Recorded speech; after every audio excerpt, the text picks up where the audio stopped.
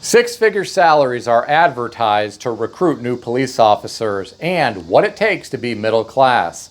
Today, I read an article on ZeroHedge.com written by Tyler Durden, likely a pseudonym for writers at Zero Hedge, titled, Police Departments Advertise Six-Figure Salaries, Better Quality of Life to Lure New Recruits. According to the author, big cities are struggling badly to hire police. The author went on to talk about how Plano, Texas is offering $108,150 a year and putting the salary figure on billboards to attract attention. Here are my thoughts. I hope the police department doesn't just lure people in who want that salary. I hope they are able to find people who want to serve the public. Police don't just bust bad guys.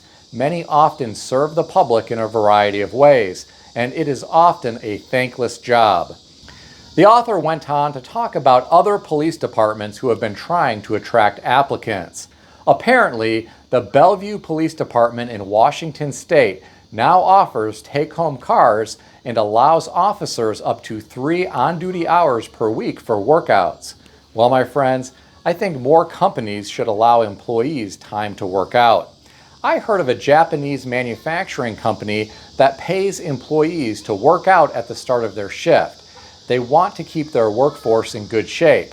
They want to make sure they are alert, and they want to keep them limber to reduce injury during the workday. I think this makes a lot of sense. It's pretty cool that these employees are getting paid to work out each day. While that $108,150 salary for a new police officer may be enticing to some, it won't allow you to be considered high-end middle class in some U.S. cities. I read an article today on CNBC.com written by Cameron McNair titled, The Salary You Need to Be Considered Middle Class in the 25 Largest U.S. Cities. It can be over $250,000 in San Francisco. According to the author, the middle class is commonly defined as households earning between 2/3 and double the median income. I'm not going to go through all 25 cities, but I'll highlight some. You can read the full article in the description below.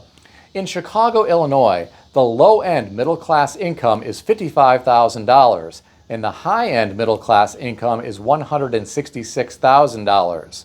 In Atlanta, Georgia, the low-end middle-class income is $57,000, and the high-end middle-class income is $170,000. In Miami, Florida, the low-end middle-class income is $47,000, and the high-end middle-class income is $142,000. I was really shocked by that one.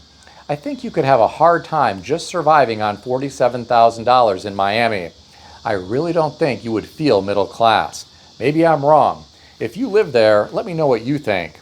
In San Diego, California, the low-end middle-class income is $66,000, and the high-end middle-class income is $198,000.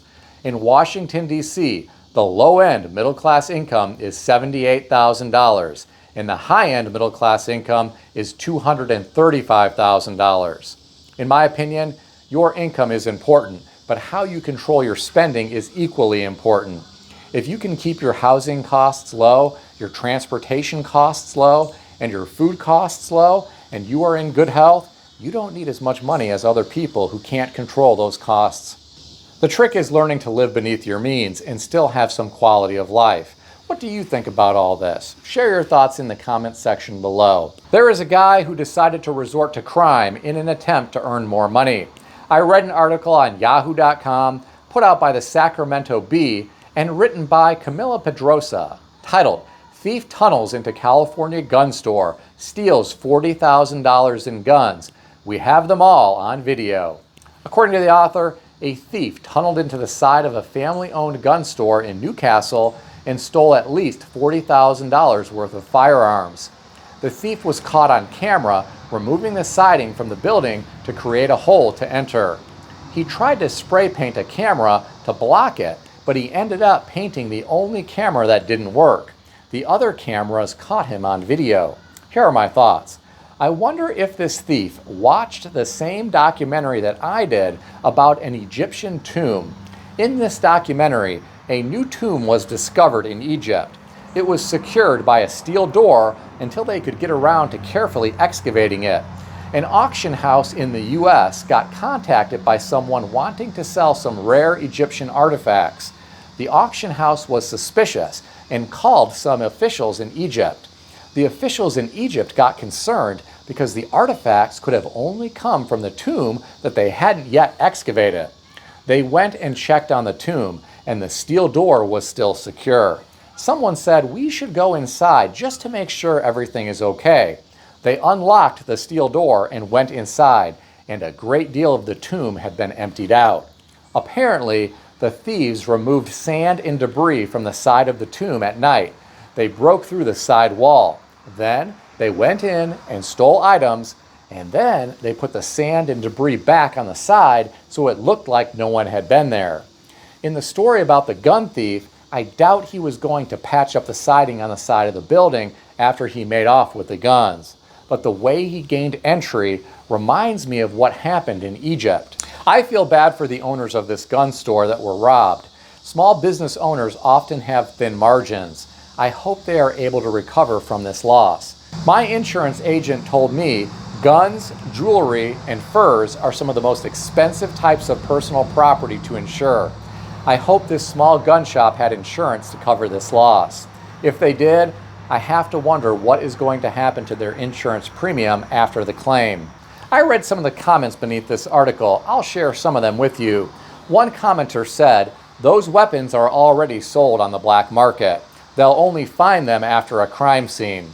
The next commenter said, "We know those guns will end up in the hands of deserving gang members. When I worked at a gun range and gun store, they had video surveillance and the loudest alarm in town that could be heard for miles. Many of the guns were locked in a huge safe when the store closed. I guess these days alarms are not responded to by law enforcement. That is a lot of firearms, and it must have taken them some time to load them all up." The last comment that I'll share with you came from someone who said, "Cutting a hole in the side of the building is not tunneling." Well, I agree with that commenter. It sounds like the criminal made a hole to climb through, but I agree that's not tunneling. What do you think about this crime? Do you think this crime was committed by a desperate person struggling financially in our economy? Do you think someone did this to get money for drugs? Or do you think this was organized crime? Share your thoughts in the comment section below. Please keep in mind that everything in this video is for entertainment purposes only, and nothing in this video is financial advice or advice of any kind. If you need advice, seek advice from a qualified professional in good standing who puts your interests first and foremost. If you enjoyed this video, consider subscribing to the channel. Please also consider sharing this video with your friends. I want to extend a special thanks to everyone who has subscribed to this channel. I want to also thank all of my channel members. If you would like to become a channel member, there is a link in the description beneath this video. You can read more about the different membership levels. Please also check out some of the great books that I suggest you consider reading in the description below. I've included Amazon affiliate links to these books. As an Amazon associate, I earn from qualifying purchases. Stay healthy and wealthy. I'll see everyone in the next video.